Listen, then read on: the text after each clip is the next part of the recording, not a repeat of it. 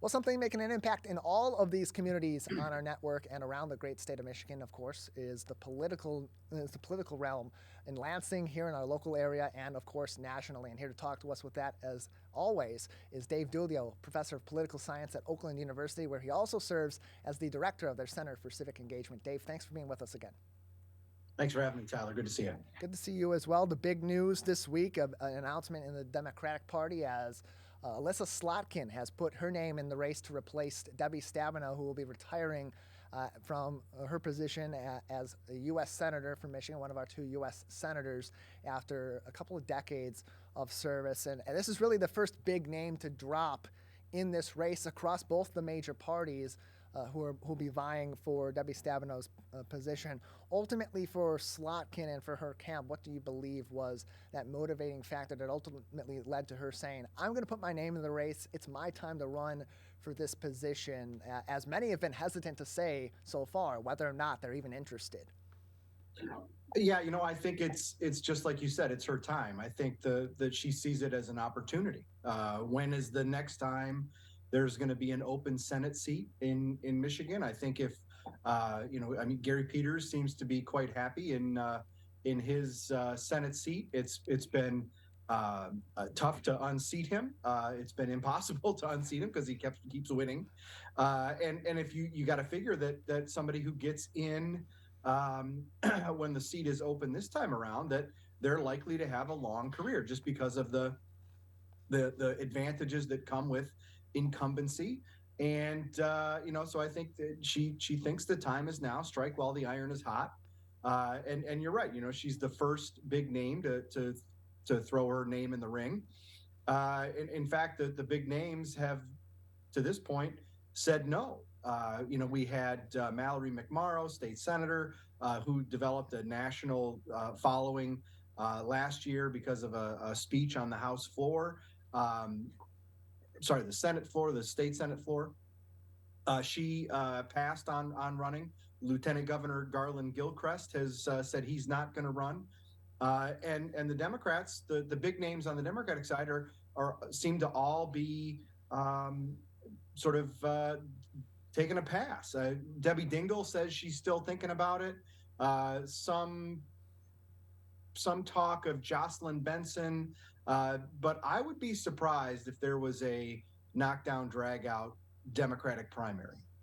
Yeah, and especially now with Elissa Slotkin putting her name in the race, and something that's been quite typical of her campaigns running for her current position in Congress has been her ability to fundraise, her ability to get out in the public eye and get into the media and get her name out there, that name recognition. So with her putting her name in the ring now, a little bit on the earlier side as we're approaching the 2024 election cycle, what does that mean for those other Democrats that may be interested? How does that timing maybe move up now that a big name has dropped into this race right now?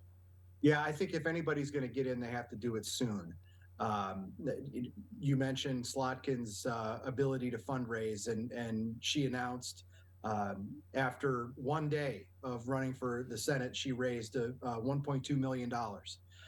She's going to have no trouble raising money, and I think she's going to raise tens and tens of millions of dollars for this race.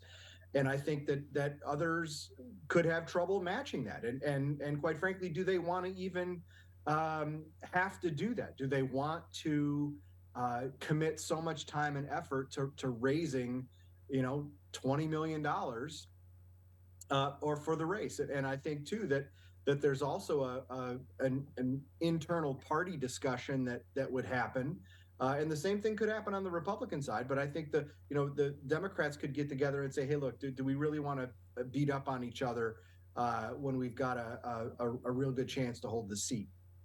And you mentioned an interesting point, too. The Republicans are going to have a similar consideration to be making right now, too, with a Democrat like Elissa Slotkin, with her name recognition on certainly a statewide level, but even a national level. Her experience in Washington also going to be a huge plus for voters considering having her replace a longtime senator in Debbie Stabenow. So for the Republicans, what may they be prioritizing right now in terms of competing with Elissa Slotkin, especially given that in our previous election in 2022 for the gubernatorial election, they got ran off the floor in terms of fundraising by Governor Whitmer? Yeah, I think that's a huge factor. It could be a very similar dynamic in 2024. The Republicans need to focus on candidate recruitment at the moment. They need to find at least one candidate who's got broad appeal. There are some folks who've said they're going to run. A current member of the state board of education, for example, and that person has won statewide, but it's not the same.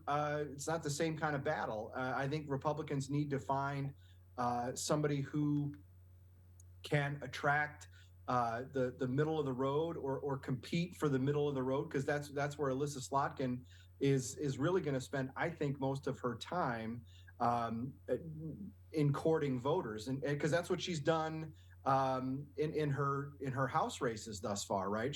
And folks could find votes that would counter this, but she's really positioned herself as a moderate. I think you might see that get really challenged in a general election Senate battle if Republicans can find the right candidate. And to this point, there isn't one. And your point about having real trouble in 2022 raising money to compete statewide holds here as well. It's a little different given that the state party doesn't always play as heavily in U.S. Senate races, but you got to look at the current structure of the Michigan Republican Party and wonder if they're going to be able to raise money to the level that would allow them to have a say in or have a hand in trying to impact some of these races in 24. Just given the change in leadership from last weekend or 2 weekends ago at the convention that elected new state party leadership, I think there's questions across the state about the ability of the new leadership to raise significant sums of money. Many of the big funders on the Republican side have already said that they're not going to support the new chair and her deputies. I think that could have a real big effect on and that in addition to raising money, can they put together a campaign arm that has, say, a ground operation that can help in the Senate race? Yeah, and on top of that, you made a really good point too, Dave. That the Michigan party, the state Republican Party, maybe not going to have as much of a major impact on a Senate election as you may have between the state party and the national party. But even there could be that disconnect as the national Republican Party is going to have its own internal battle. Are they a Trump party? Are they a party of DeSantis? Are they somewhere outside of that Trump DeSantis realm? And how does that impact the state of Michigan too? Because this is a key swing state in these elections. It's leaning more and more Democratic as the years have gone on, as elections go on, and certainly if the Republicans are able to split the U.S. senators here in the state of Michigan, one Democrat, one Republican, that would be a huge step forward for them.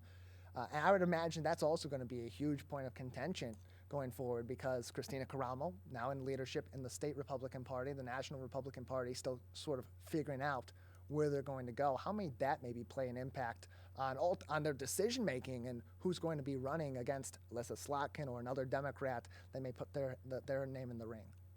So I think that plays a couple different ways, right? I mean, as I said, I think Republicans need to focus on candidate recruitment, but the state party can't control that, right? I think that any Republican who wants to can put his or her name forward and seek the nomination, right? So it would be really interesting to watch as say a Peter Meyer from Grand Rapids. He has to be thinking about running. Yeah. I would be shocked if he wasn't. And I think he would be a strong candidate to go up against Elissa Slotkin. I think that would make a really fascinating and really competitive general election. The question is whether or not Peter Meyer, somebody who voted for the impeachment of Donald Trump when he was in the U.S. House, whether or not he could make it through a Republican primary.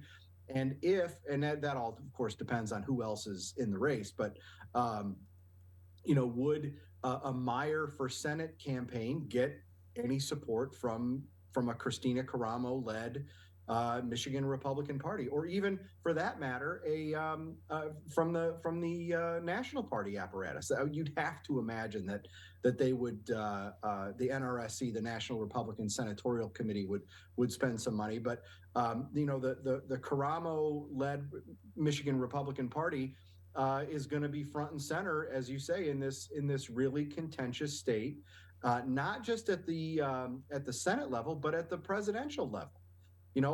Yes, Michigan Democrats have had success in Michigan, but Michigan's still a competitive state. If you look at for instance, the 2022 aggregate vote for state house and state senate, it's almost 50-50. It's 51-49 for Democrats either way, right? So there are a lot of Republican voters out there who are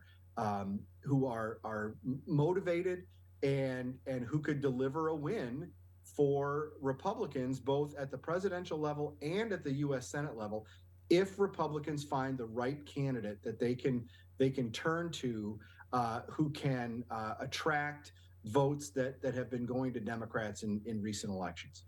We're joined by Dave Dulio on today's edition of the Megacast. He's the director of the Center for Civic Engagement at Oakland University, where he also serves as a professor of political science as well. Oakland.edu/CCE for continued updates and programs from the Center for Civic Engagement. And you mentioned this with us last week, but you recently had a conversation about 1 year since the beginning of the war in Ukraine between Russia and Ukraine, and that's had a major impact on particularly our national politics. It also has trickled down to affect our local politics as well. And so as we're in year 2 now of the war in Ukraine, and more support, particularly in terms of equipment and fundraising, goes toward Ukraine from the U.S. and from its NATO allies in Europe, just how much of an impact do you expect the war in Ukraine to continue to have on U.S. politics going into this critical election year, but also on worldwide politics as others like Belarus are becoming more and more involved, and China also providing